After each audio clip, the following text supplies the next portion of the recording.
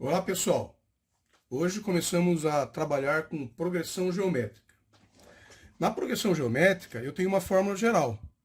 Um termo n ele é igual ao primeiro termo vezes q, que é uma razão, elevado a n menos 1. Então eu posso achar qualquer termo tendo o primeiro termo e a razão, certo? Então pessoal, lembre-se que na PA, né, na progressão aritmética, que a gente aprendeu há pouco, né, quando eu tenho um termo, vamos supor que eu tenho uma PA 1, 3 e 5, e 7, e 9, e etc. Bom, significa que eu tenho uma razão, que nesse caso aqui é 2. Por quê?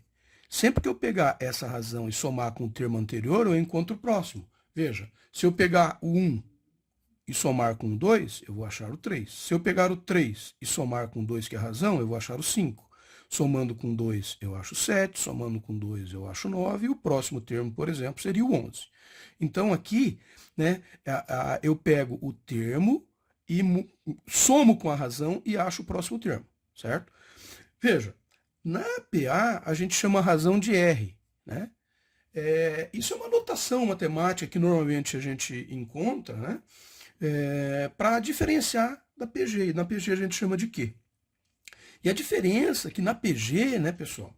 Na PG, se eu tenho um termo, por exemplo, vamos supor que eu tenho uma PG de razão R. Se eu tenho um termo 1, o próximo termo, se a minha razão, vamos supor que a minha razão seja 2, tá? Se eu tenho um termo 1 e a minha razão que é igual a 2, deixa eu escrever mais do ladinho aqui. 2 é igual a Q, que é a minha razão, né? Porque parece que no vídeo ali não pegou o Q. Então, se a minha razão é igual a 2, eu vou pegar esse 1 e vou... O próximo termo é multiplicar esse 1 pela razão. Então, o próximo termo seria 2. E o próximo seria pegar esse termo e multiplicar pela razão. Então, 2 vezes 2 seria 4. O próximo termo seria 8. Próximo termo, 16, e assim por diante. Então, o que diferencia a PA da PG é que o próximo termo é o termo anterior multiplicado pela razão. E essa forma dá exatamente isso, né? Eu pego um termo e vou multiplicar por uma razão de n, que é o número de termos, menos 1. Se eu pego um termo e o próximo termo, então, por exemplo, se eu pego o termo 4, ele vai ser igual ao termo 3 multiplicado por q elevado a 3. Né? Então, sempre que eu for fazer, eu posso usar essa fórmula geral, se eu conheço o primeiro, mas veja, pessoal, eu posso usar sempre, desculpe aqui, sem razão, né? Por quê? Eu posso usar essa forma e levar em consideração isso aqui, ó. Esse 4 e esse 3, se eu diminuir, ele vai ser meu índice, tá? Então, o termo 4, se eu tenho o termo 3, é multiplicado pela razão. Agora, imagine que eu tivesse o termo 7, então, eu tenho o termo 7, e quero achar o termo 10. Então, eu quero o termo 10, eu tenho o termo 7, certo? Quanto que eu vou fazer? Eu vou multiplicar pela razão, elevado a quanto? Vou pegar a razão e vou elevar a 10 menos 7, que é igual a 3. Né? Se a gente olhar essa forma, esse n aqui, ó, faz a mesma coisa, só que ele pega e diminui de 1, porque eu utilizei 1 aqui na forma. Mas esse 1 aqui eu posso usar com qualquer valor.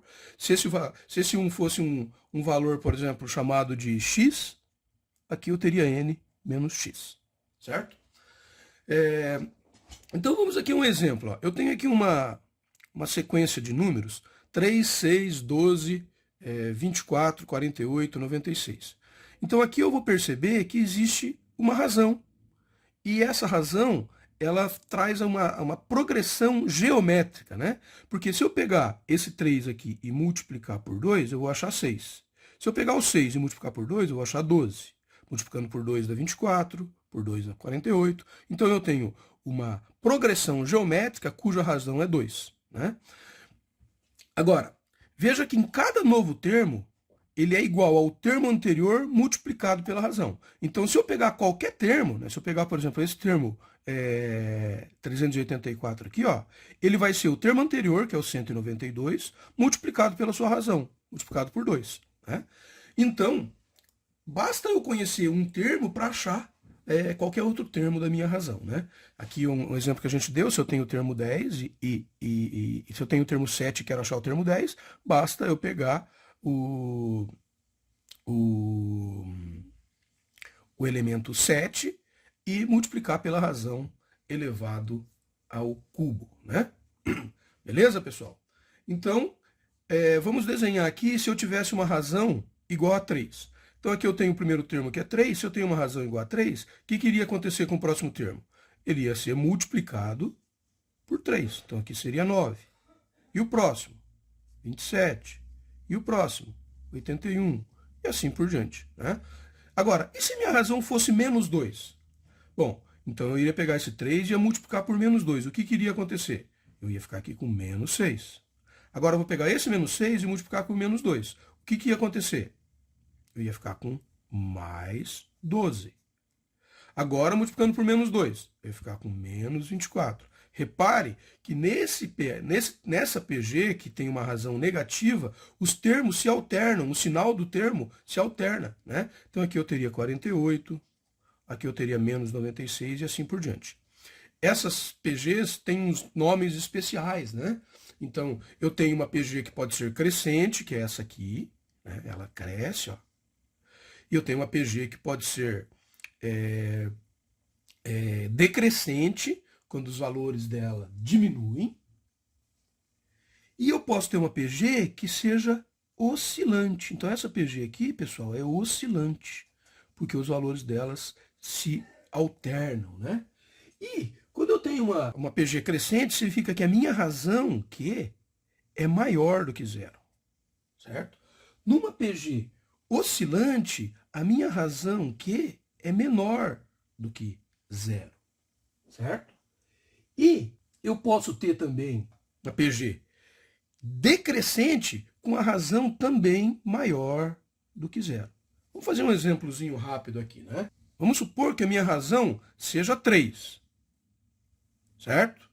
Mas o primeiro termo da minha PG seja menos 1. Se eu pegar o menos 1 e multiplicar por 3, vai dar menos 3. Se eu pegar o menos 3 e multiplicar por 3, vai dar menos 9. Se eu pegar o menos 9 e multiplicar por 3, vai dar menos 27. E assim por diante. Repare que aqui eu tenho uma PG decrescente.